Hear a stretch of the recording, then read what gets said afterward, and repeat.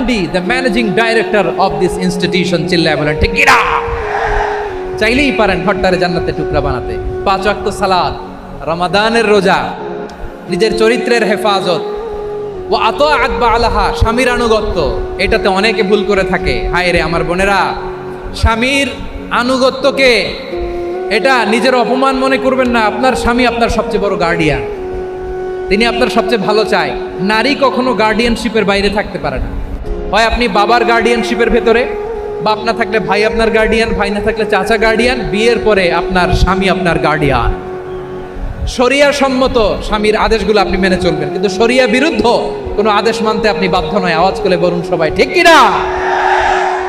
এই 4টা কাজ যদি কোনো নারী করে, বিশ্বনবী বলেন জান্নাতের 8টা দরজা খোলা, তোমার যেটা দিয়ে মনে চায় সেটা দিয়ে জান্নাতে তুমি এন্ট্রি নিতে পারবা। বিশ্বনবীর বয়স তখন প্রায় 51 বছর। কত বছর? বিশ্বনবীর সবচেয়ে কাছের মানুষ খাদিজা রাদিয়াল্লাহু তাআলা আনহা ইন্তেকাল করেছেন। বিশ্বনবী বড্ড কষ্ট পেলেন, হৃদয়টা ভেঙে খান খান।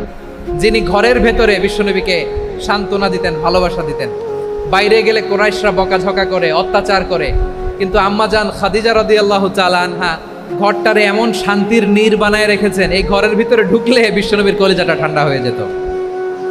এজন্য রব্বুল আলামিন বলেন, খাদিজা, ও আমার বান্দি খাদিজা, জান্নাতে এমন স্পেশাল একটা ঘর আমি তোমার জন্য রেডি করে রেখেছি। ওই ঘরের মধ্যে কোনো আওয়াজ নাই, ওই ঘরের মধ্যে কোনো নয়েজ নাই, ওই ঘরে কোনো বিশৃঙ্খলা নাই।